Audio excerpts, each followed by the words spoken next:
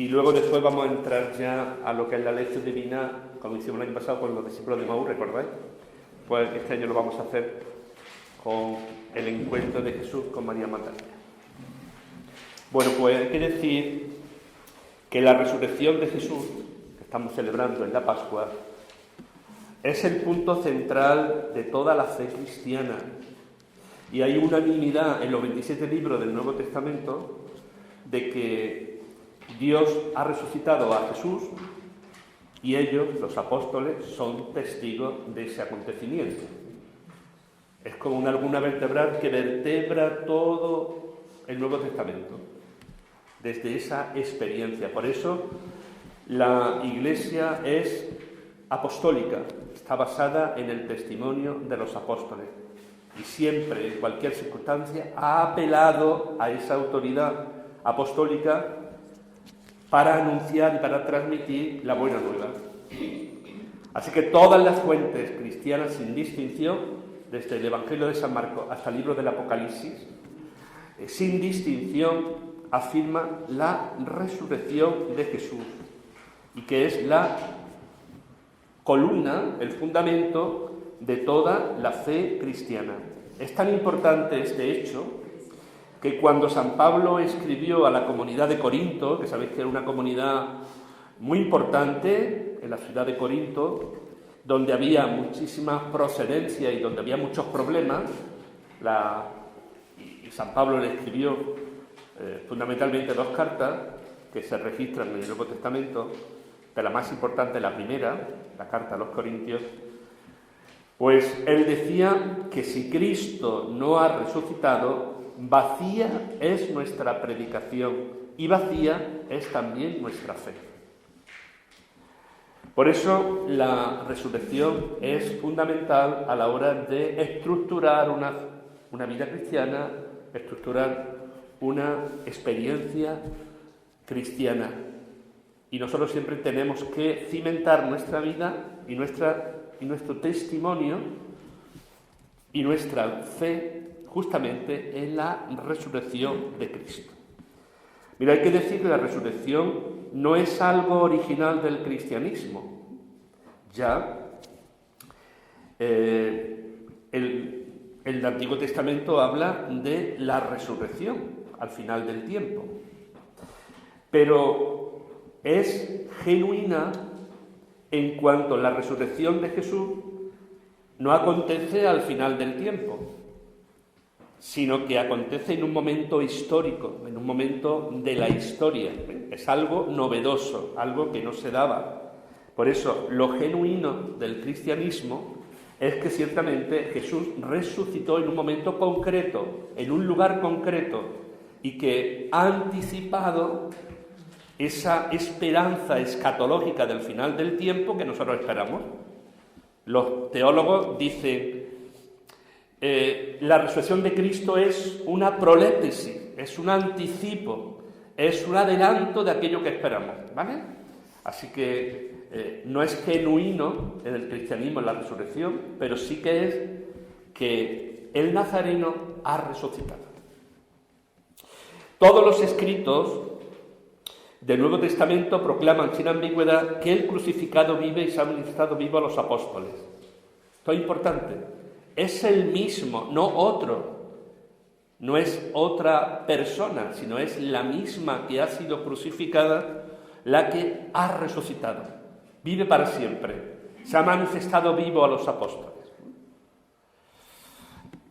Ciertamente, hay que decir que ninguno de los evangelios reconocidos como canónicos, es decir, San Marcos, San Mateo, San Lucas y San Juan, describen la resurrección de Cristo. Nadie describe qué pasó en la tumba, cómo fue. Lo que sí verdaderamente afirma es que el resucitado se le ha manifestado vivo.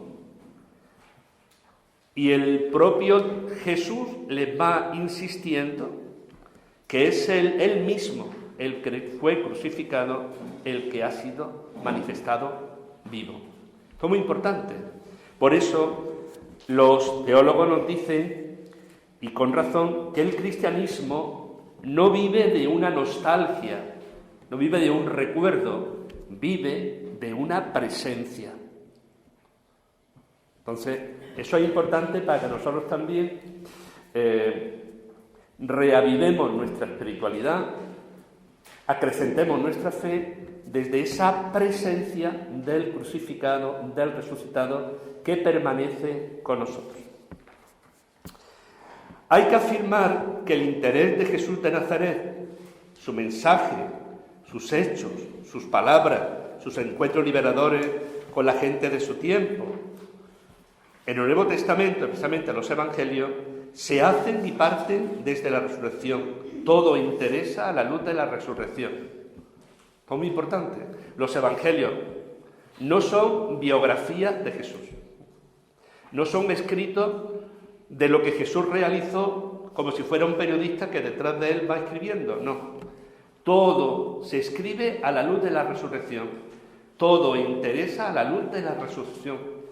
Como aquel que ha sido crucificado o ha resucitado, y en él se manifiesta o se cumplen las escrituras del Antiguo Testamento, empiezan a narrar de atrás para adelante aquello que interesa para fortalecer la fe de la comunidad.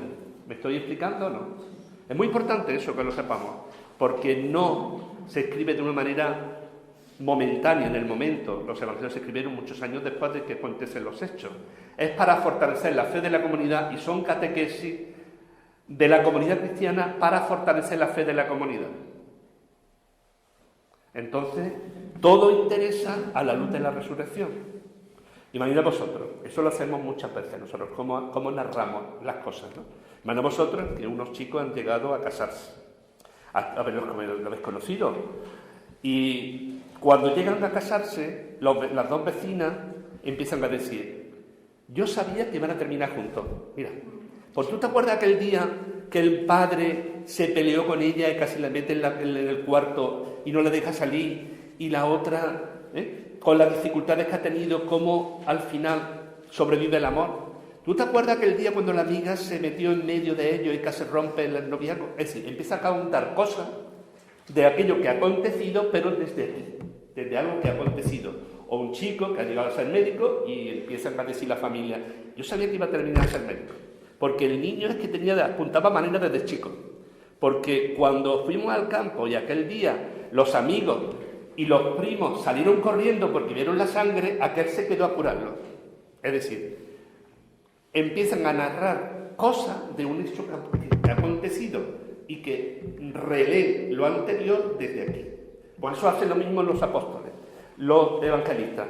Desde el acontecimiento pascual, desde la resurrección de Cristo, empiezan a releer lo anterior. Entonces, ¿qué dijo este hombre? ¿Qué encuentro tuvo?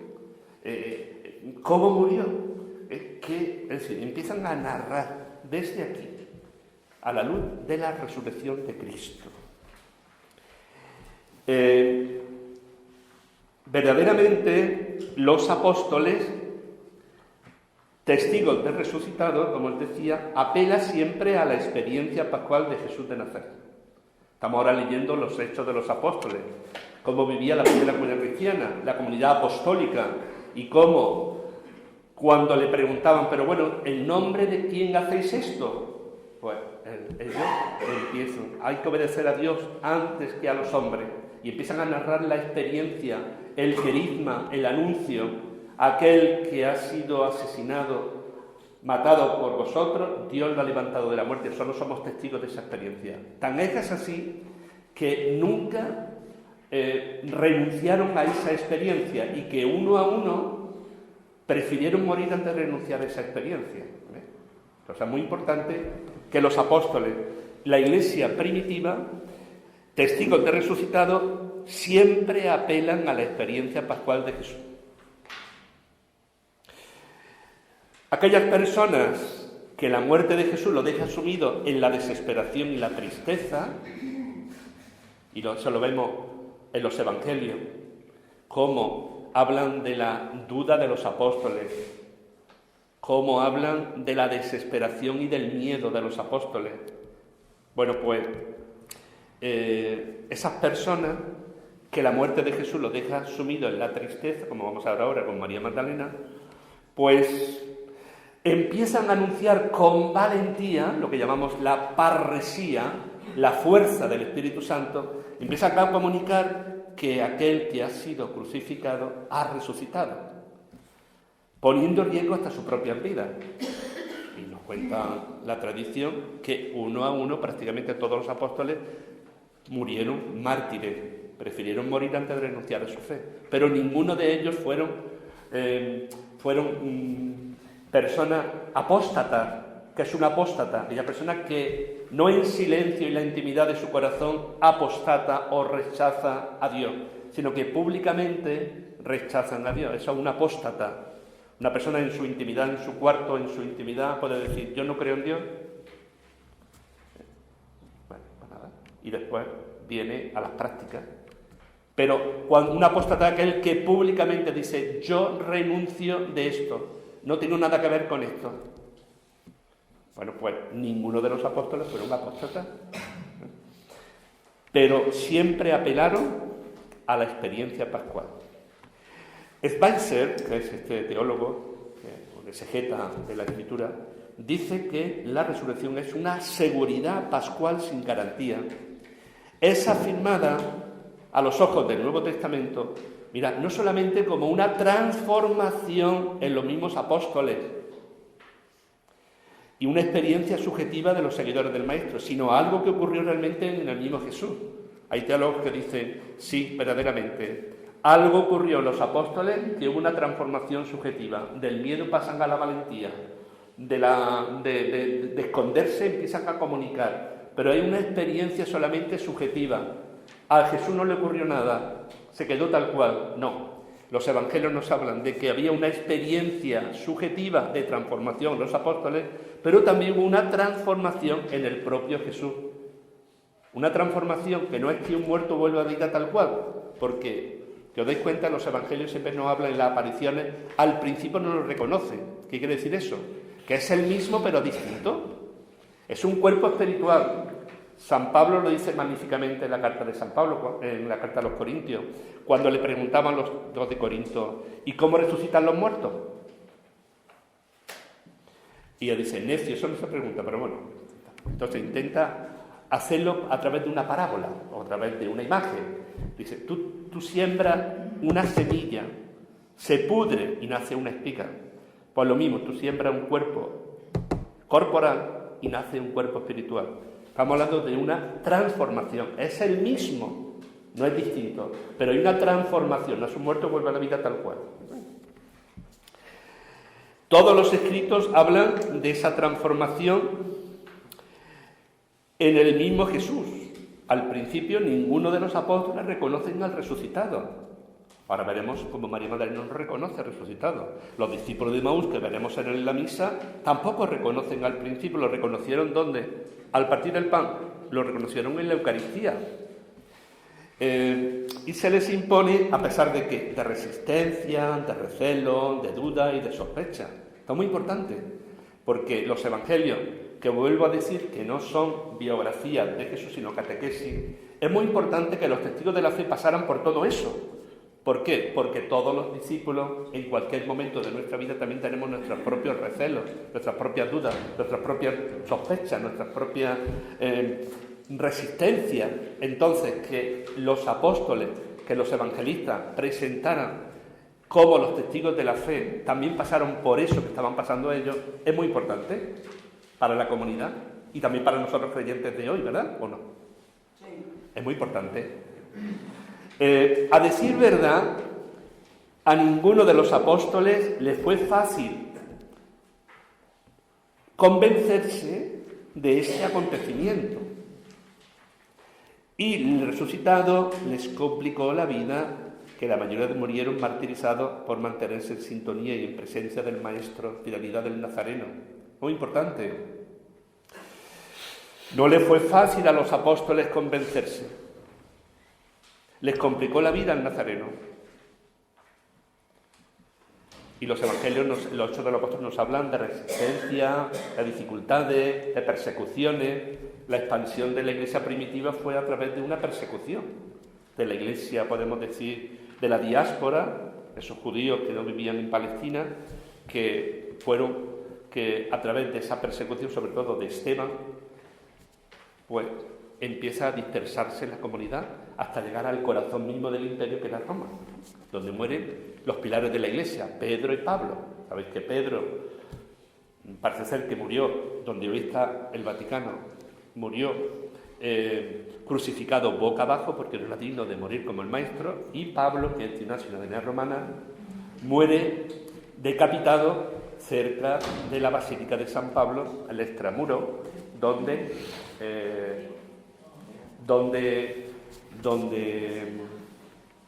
están los restos de Pablo. Padre, ¿podría preguntarle una cosa? Sí, dígame. Ya que, por ejemplo, siempre la historia cuando se escribe, digamos, con el paso del tiempo se puede desfigurar un poco lo hecho, simplemente por el paso del tiempo, porque de alguna forma se pierde memoria, ¿no? Por ejemplo, entonces los historiadores, cuando escriben algo que ha sucedido en ese momento, lo describen de alguna forma, si lo han visto un poco subjetivamente, pero con más fidelidad, con más certeza de que los hechos han ocurrido así, ¿no? Mientras que si los hechos se recogieron por los evangelistas siglos después. No, siglos no, años, estamos hablando de años. Lo que ocurre es que la hora de la formación, que no es una clase hoy, no es una charla, es una introducción, pero vamos a ver, a la hora de la formación de los evangelios, o cómo se gestaron el escrito definitivo que nosotros tenemos, es que hay distintas etapas. Hay una etapa primera en la que Jesús predica, y parece ser que no escribió nada, Luego, una vez que Jesús resucita, empiezan a comunicar que está vivo. Empiezan las predicaciones, empiezan los discursos, empiezan los credos, empiezan los anuncios de ese anuncio. Y las comunidades van recogiendo conexiones, esas palabras. Y entonces, después llegan personas, tal como nosotros las tenemos, que utilizan esas colecciones anteriores y redactan, con relación a sus destinatarios concretos de esa comunidad, redactan el escrito definitivo. No es que entre Jesús o lo que acontece y esa redacción definitiva no hay nada, no sé si me estoy explicando, sino que hay una continuidad. Lo que ocurre es que, como son catequesis, le transmite, para fortalecer la fe de la comunidad, le transmite a esos destinatarios la buena nueva de Jesús, de que Jesús ha resucitado. Entonces, no sé si yo le... Sí. Y también seguirme extrañando, por ejemplo, de que los mismos apóstoles que vivieron en primera persona toda la vivencia de la enseñanza de Jesús,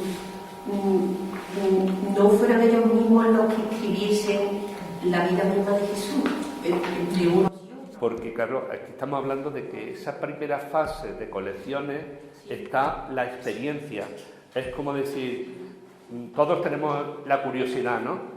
¿Qué pasó? ¿Qué pasó? Cuéntame, ¿no? Entonces, esa primera etapa es la que hacían los apóstoles y los testigos, los testigos que estaban en la vida pública de Jesús. Le preguntaban, queremos saber. Y ese testimonio de los primeros, de los hombres y las mujeres que en ese momento anunciaban y seguían a Jesús, son los que verdaderamente asientan la predicación. Eso. Efectivamente, sí. Primero ha sido, digamos, ejecutado de forma oral. Eso. Es que la dimensión oral es fundamental en la Iglesia, en la historia antigua. Nosotros ahora no nos acordamos de 4 cosas, pero en el mundo antiguo la transmisión oral era fundamental. ¿Por qué? Porque la gente no sabía leer. Yo recuerdo que un misionero fue a Peñarroya cuando yo estaba aquí